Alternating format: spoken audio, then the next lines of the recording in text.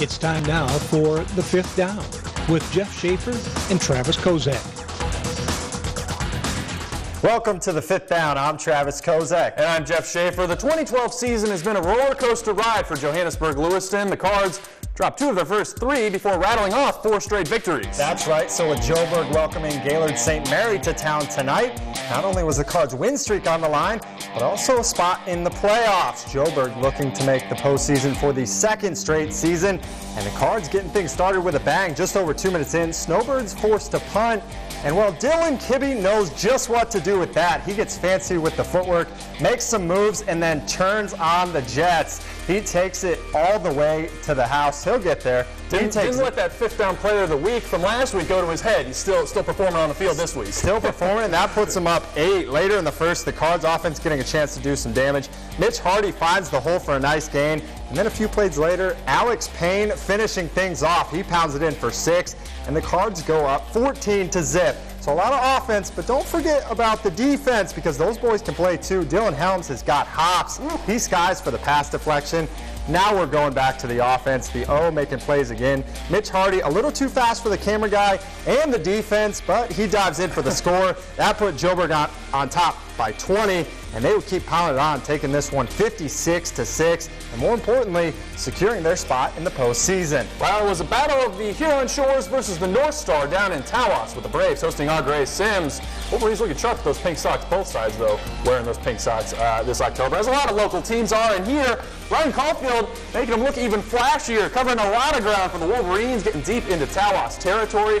But the Braves D came out big and stopped that Au Gray threat. We jump ahead now to the second quarter. The Au Gray defense stepping up. Justin Korenovic's pass tipped at the line and then picked off. So the Wolverines take over with some pretty good field position. And then what you may not expect from the Au Gray offense, they go to the air. Tyler Schutte hooks up with Caulfield on the far side.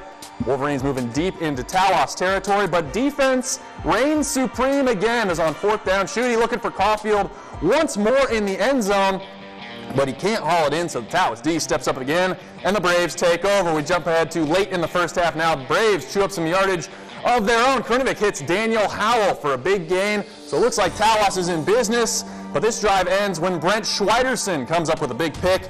Tough day for both offenses in Tawas. Eventually, though, somebody did score. The visitors, Au Gray, wins a close one, 8-0. The Wolverines now just 1 win away from a spot in the playoffs. Plenty more scores to report from around the area tonight. Atlanta continues to light up the scoreboard with that explosive spread offense, taking down Mayville 48-28. And the boys from Mayo won up the Huskies, dropping 64 on Hale tonight to down the Eagles 64-14. Now the Tigers from Alcona secured their playoff spot last week, but continued their strong play tonight with Nathan Pettis rushing all over Saginaw Buena Vista, racking up 232 yards and 4 scores in the big win. And Whittemore Prescott will join Alcona in the postseason. The Cards punching their ticket to the playoffs tonight with a 36-20 win over Standish. In Rogers City, the Hurons can't get past the visitors from Inland Lakes. They fall 32-13. And the Cardinals from Onaway still needing just 1 win to secure a playoff spot, but they didn't get it tonight. They fall to Central Lake 45-14. Well, we've still got plenty more action to come here on the 5th down. We'll check in with the Alpena Wildcats. Let's head to Oscoda where there was a dramatic comeback and make a stop in Posen for some 8-man football. All that and more after the break. Stick around. Go, Brady, go! Go, Brady, go!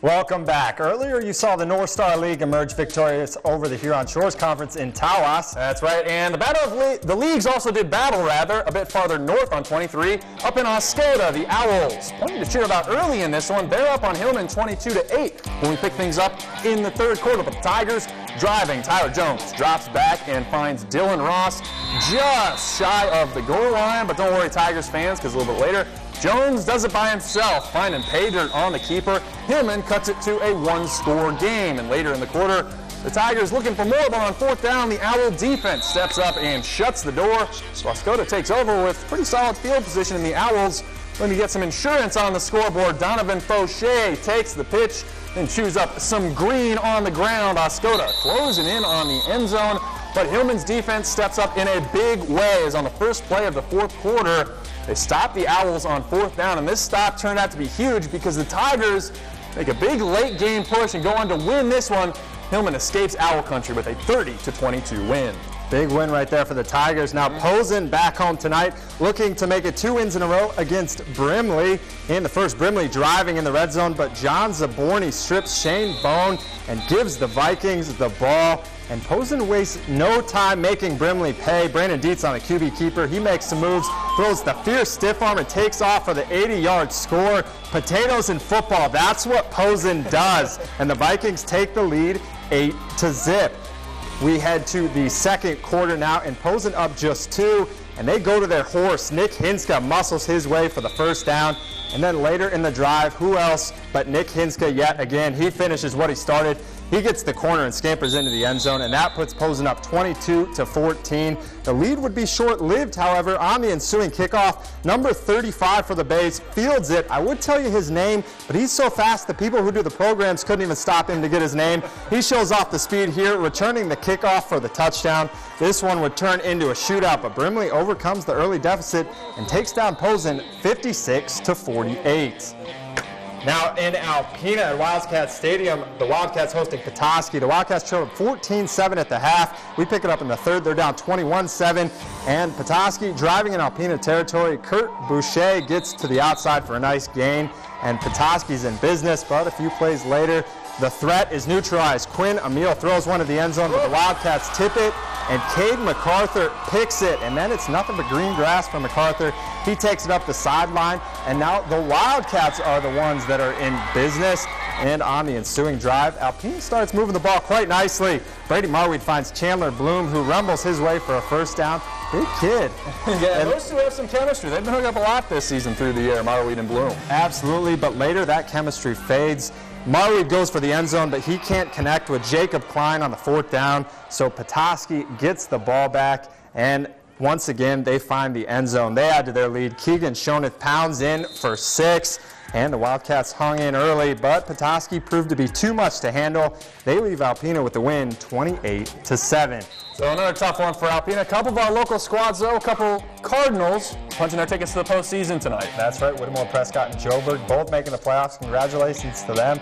Both of them looking good. They could certainly make some noise in the postseason as well. That's right. That Whittemore game was close, and the Cards pulled away late, and another set of Cards Onaway still looking for that 6th win. It's been a tough couple weeks for Brian Whitsitt's squad, so we'll see if Onaway can get a win next week and get into the postseason. Absolutely. That's going to do it for us tonight on the Week 8 edition of the Fifth Down. And that means got just one more week before playoffs start. That's right, and we'll be back next week with all the scores and highlights from the final night of the regular season. But don't go anywhere yet, because coming up after the break, Marissa has a helpful Halloween tip for all you parents out there. Stay tuned.